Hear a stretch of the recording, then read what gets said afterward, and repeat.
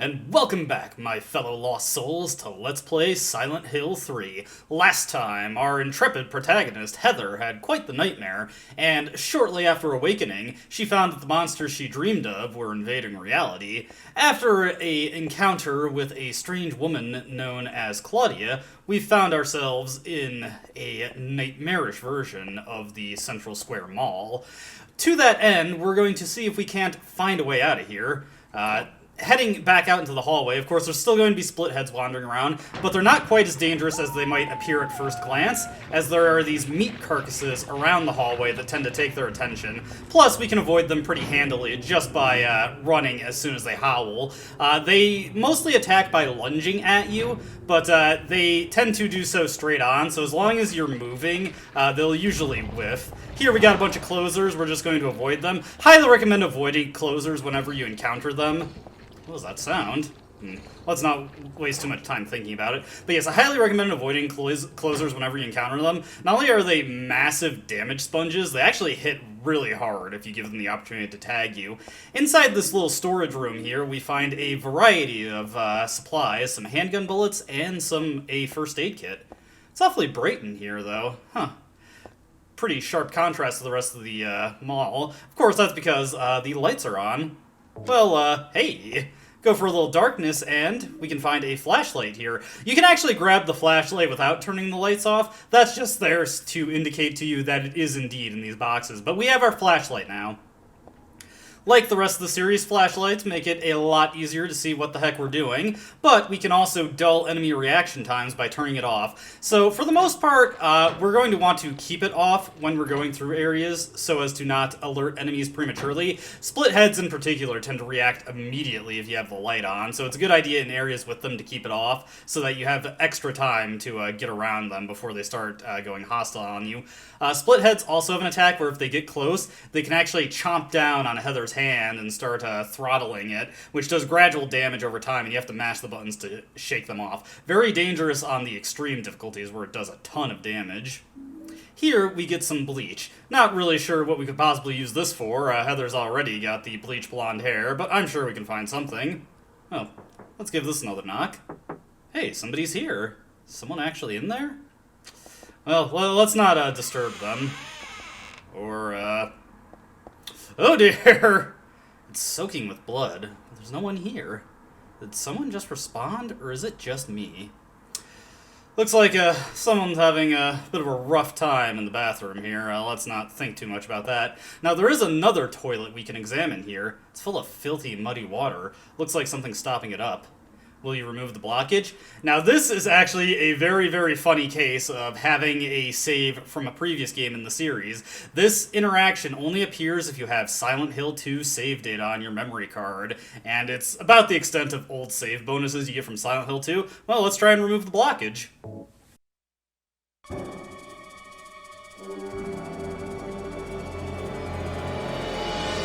Oh, forget it.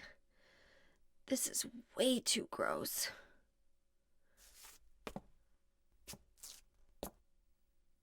Who would even think of doing something so disgusting? James, not even rolling up his sleeve, just reaches right into that crappy toilet, fishes around. He really feels around. And with that little fourth wall breakage, Heather takes the time to indirectly dunk on James. Funny little bonus cutscene you get. It only appears if you have Silent Hill 2 save data. I don't know if it needs to be completed save data. Anyway, the bleach is the main reason we need to go in there. Heading over this way, we want to immediately start moving as there are some split heads right by the entryway, and we're just going to crawl into this partially exposed storefront area. Now, the reason we need to get the flashlight is this coat hanger. Heather is not, even though we are perfectly capable of seeing it, in-universe, Heather is not capable of seeing that hanger without the extra light. Over here is a bulletproof vest. Now, we don't deal with... Oh, okay, I might be misspeaking there. For the most part, we don't deal with enemies who wield firearms. The bulletproof vest, though, does give you a minor reduction to the damage received.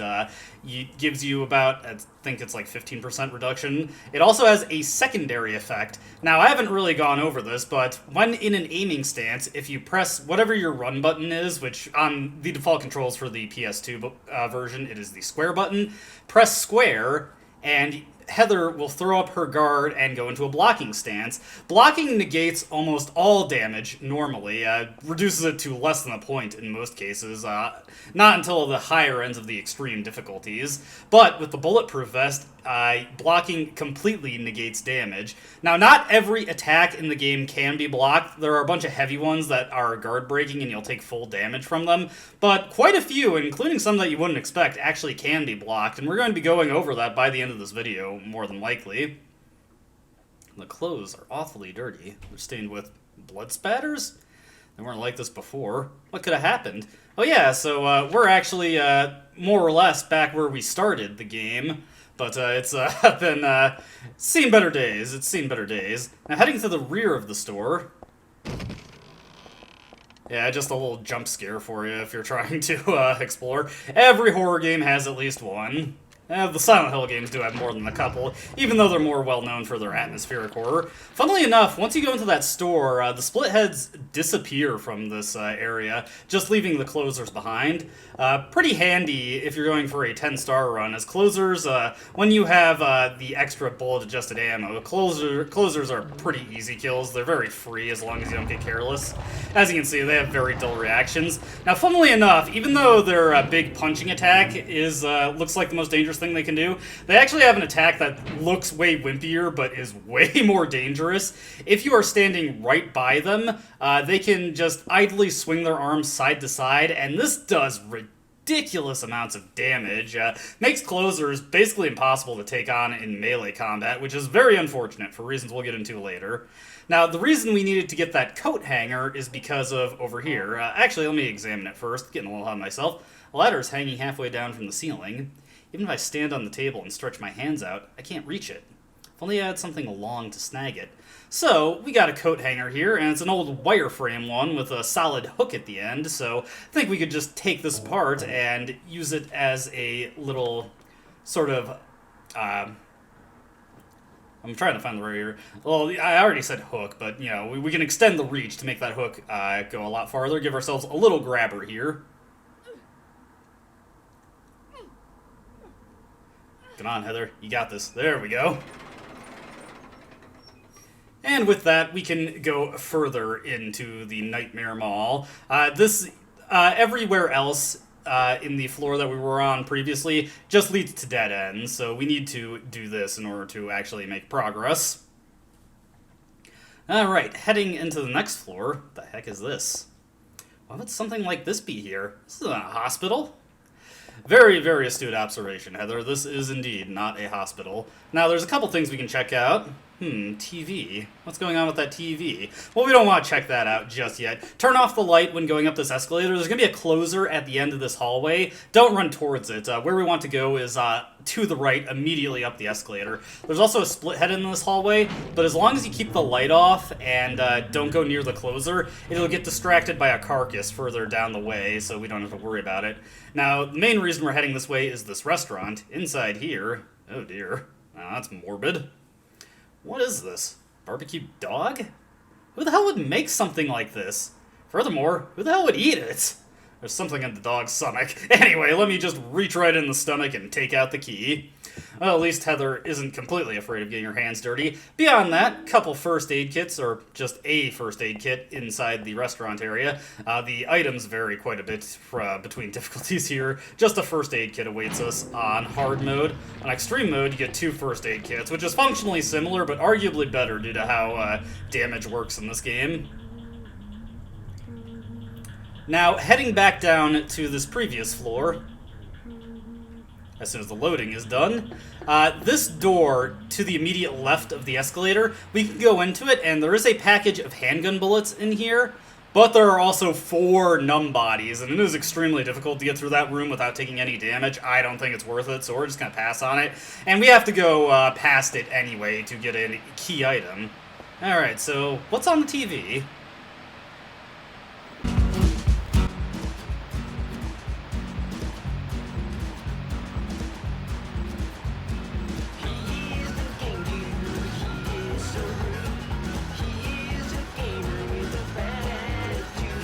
Nah, I'm just kidding.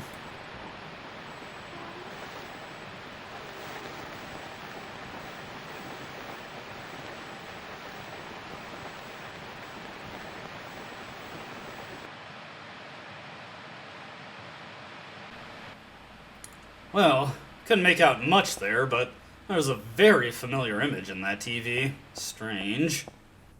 I was just checking this save point, because quite a few of the save points in this game, Heather actually does have specific comments for them. Not everyone, but a good majority. Oh, it's something... Okay, she already said something. I thought she had something different to say, because that one was hanging over the edge, but no, same dialogue over again. What do you think of the jewelry cases? The glass is broken in the showcase, and it's totally empty. That's too bad. Heather fancies herself a good piece of jewelry. But over here, somewhat out of place, we get a walnut. This is where the walnut used to be. Heather has no comment on how or why that would be there. Now, heading into this hallway, right around the corner, we do have a closer. I want to kind of just bait it a little bit. Then we can squeeze by it as it's going into the punch. Those punches have pretty slow reactions, so usually we have a good opportunity to get past them. The door we just made it to takes that cooked key, so we're already using up our items here. We're making good progress. A couple more health drinks over here, and a very important item right here. This broken pipe can be taken and turned into a weapon. The classic steel pipe. A weapon that's in every Team Silent Hill game.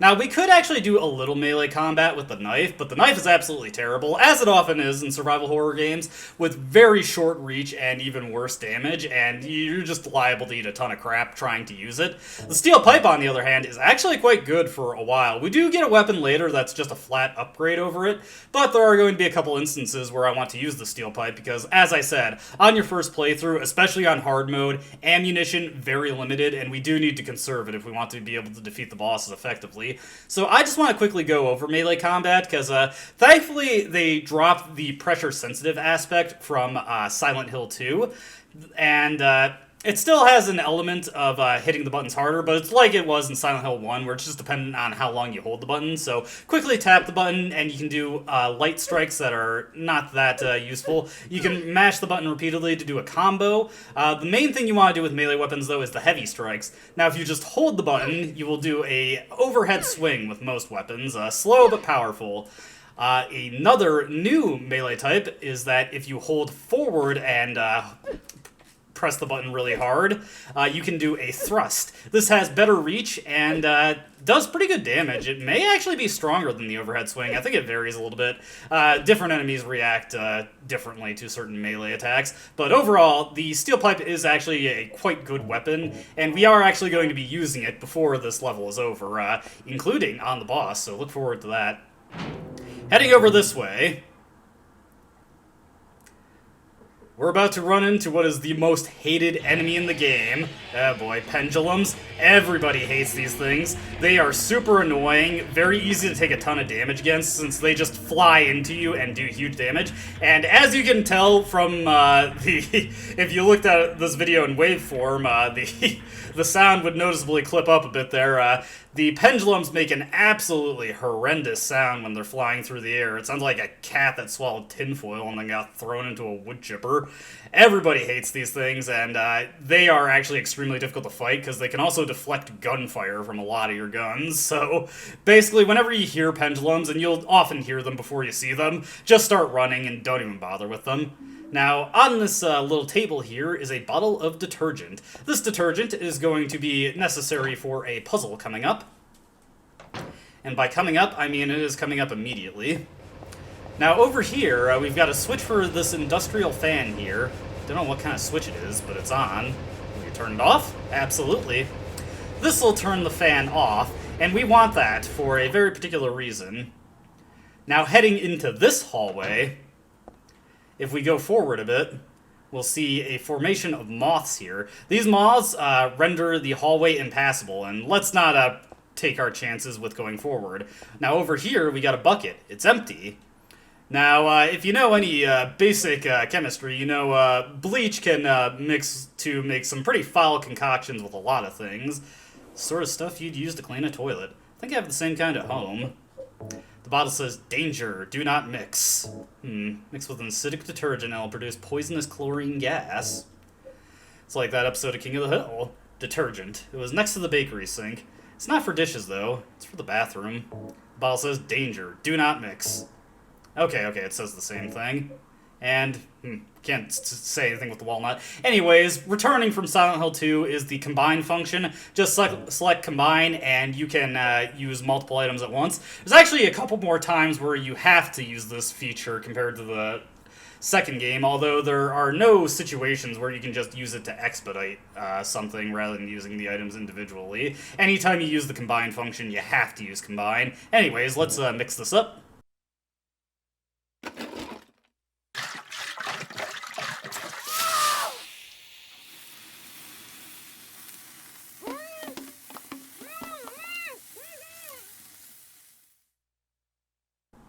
I have a feeling Heather was not one of the preferred students in her chem classes. Anyways, now that we've mixed that together, we can turn the industrial fan back on, and that'll just immediately blow out the hallway.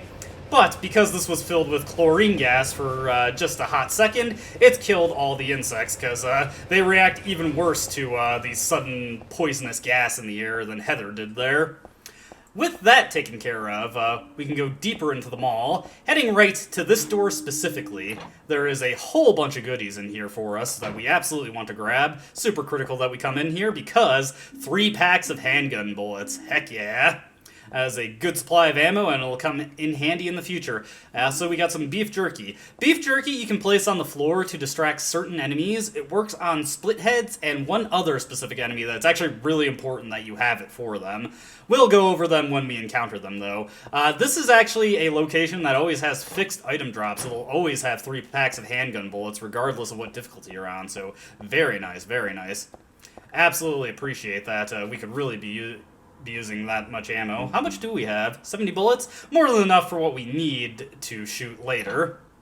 Though I am going to be engaging in a mixed strategy that'll allow me to save some ammo. We just immediately want to dash past that closer there. And heading out into this area, going to be the soothing dulcet tones of pendulums again. There's also going to be some split heads on this walkway. Sorry, my throat was getting a little gunked up. And before we blow past this area, we want to stop in here real quick, because there's a vice in here. No, we don't exactly have a conventional nutcracker, so I suppose this'll have to do. Let's just pop our walnut in here. And, no nut in the walnut shell, just a jewel? Very strange. We get a moonstone. This moonstone is required for a door. It was actually by that closer that was by the restaurant. Heading back this way, got a split head just camping out this door waiting for us. Heading through here. Actually, I am going to want to equip the steel pipe real quick. We're back on the central area that connected to the lower restaurant that we went through. We want our steel pipe equipped, and we want to start making our way to back to the restaurant area. Be very careful when near the edges. The pendulums, if you are stumbling over them, can actually knock you down them and kill you instantly. Heading back into the restaurant area.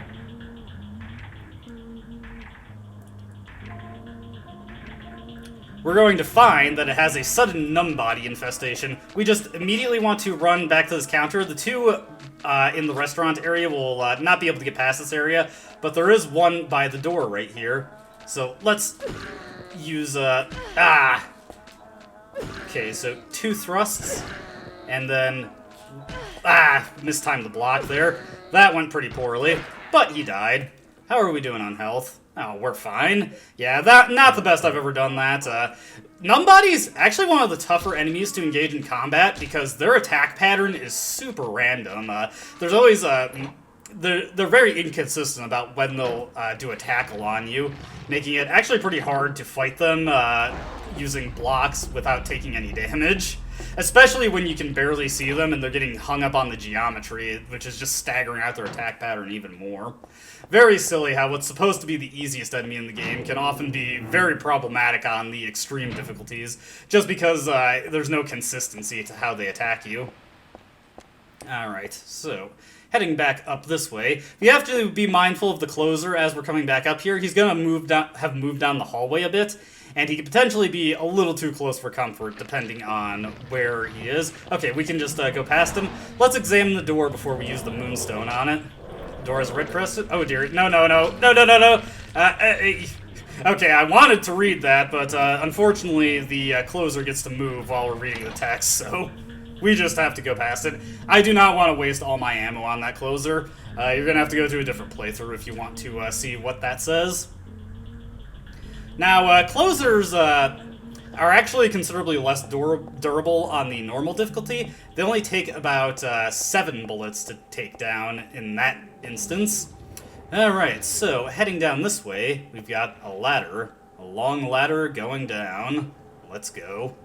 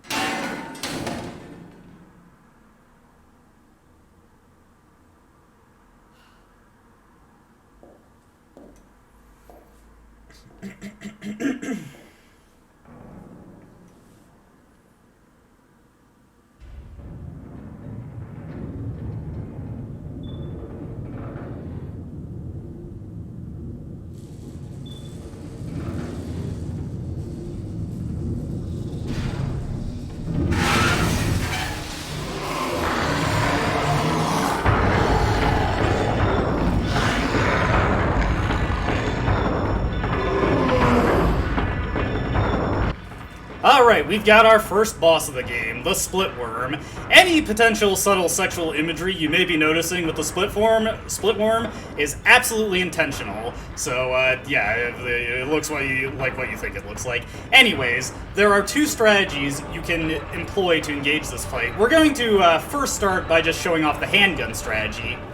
Now, when this fight starts, he's going to appear in a random hole. You want to hold the L2 trigger on a PS2 controller, which uses the view camera, and in boss fights, it'll lock onto the boss and show you where the Split Worm is going to appear. We want to get in front of that hole, so let's, okay, we're actually pretty lucky. Now, when he comes out, we want to fire just 2 shots. Reload. As he bounces his head down, fire another shot, and he's going to start doing a lunge here. We want to strafe off to the side and just get away from him.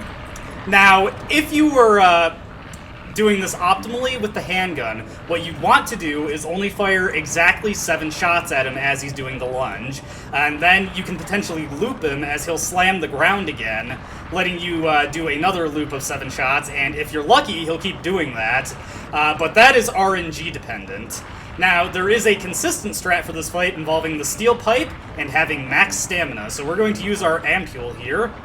And it's also important that we have the bulletproof vest, just to minimize the damage here. And let's get into the center here and see where he's coming from. So hold L2. Okay, he's coming this way. We want to equip the bulletproof vest, get into the aiming stance. Immediately screwed that up. Okay. That's alright, though. We've got a couple chances. Now, when you get knocked over like that by the split worm, Heather is going to be in a unique stun state that does not allow her to get up. Oh, hey, this is lucky, though. Okay. Do the thrust. After 2, wait for him to set back to neutral, do a block. No, I was too late on that. Or rather, too early. But that attack can be blocked. Alright, so let me look at my health here. I didn't practice this before doing the recording, so that's why I'm doing this so rough. Okay, so let's just top our health off a little bit here. We want to unequip the Bulletproof Vest. Bulletproof Vest heavily drops your speed, making Heather run much more slowly when it is equipped. Let's equip it again. Okay, do the thrust. 2 thrusts. Wait for him to set back to neutral, then block, and then go back to doing thrusts. You can cancel your blocks with an attack. I was too early on that. You want to make sure he's set back completely to neutral there. So I'm getting a little too hasty on my strikes here and being too early with the block. Okay, but we're lucky here. He's just appearing at the same place again. Let's do the thrust. Do it again. Wait for him to go back to completely neutral. Then do the thrusts again. Wait for him to go back to completely neutral. And then do the thrusts again. If you try to go for 3 thrusts, he will get through your assault that time and just knock you on your behind like he has been when I've been mistiming the blocks. But if you do this properly, you will loop him. And you can kill him super consistently and super quickly this way, at least as far as the timing for the fight goes. So we just do this, and he's toast. Didn't do that perfectly because I didn't practice the strategy before the recording, but it's highly recommendable if you're doing a 10-star run to learn this strat, as it is a very consistent way to beat this fight as quickly as possible. Now, the handgun strategy is potentially faster, but it also is very RNG-based.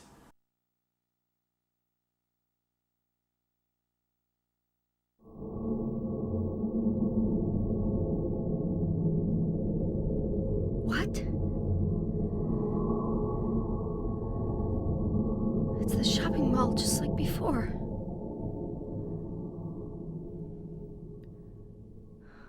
Am I back?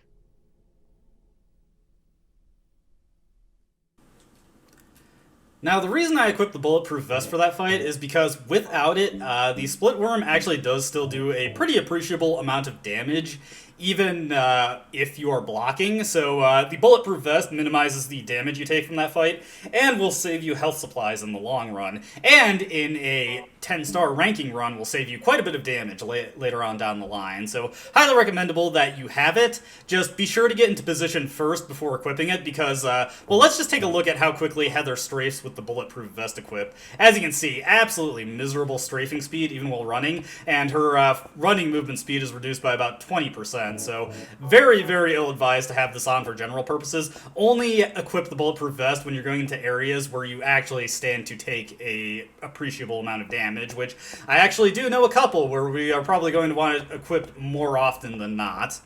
Now, we can actually return to the Happy Burger that Heather entered at the start of the game now.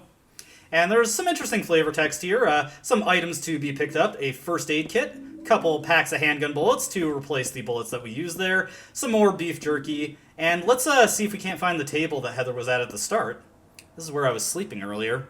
Hell, I might still be sleeping here for all I know. I wish I were here. Yeah, I can. After the night you've been having, Heather, I sympathize entirely. However, it doesn't look like we're out of the woods yet. Got another one of those symbols. And that is where we are going to be saving our game and ending this video. Hope sorry that the boss fight didn't go as perfectly as I was hoping for, but I did eventually get the strategy working properly. I knew I was probably going to mess it up a couple times because I didn't practice it before the recording and, you know, commentators' nerves. But yes, the steel pipe method, very quick and a consistent way to defeat the split worm once you master it. The handgun method is potentially faster and is a little bit faster in real time, but like I said, the split worm is very random when you use the handgun on it. Sometimes you can loop it repeatedly, just getting it to slam its head, fire 7 bullets, wait for it to slam its head again, fire another 7 bullets, but sometimes it'll just duck back into the hole and waste a whole bunch of time, since that's like 10 seconds every time it dives into the hole. But that's neither here nor there. There is a particular reason why you want to do that boss fast as far as the game is considers fast, which we'll go over later, but that is where we're going to leave this video. As always, I hope you enjoyed watching, and I hope to see you in the next one. Until then, though, goodbye.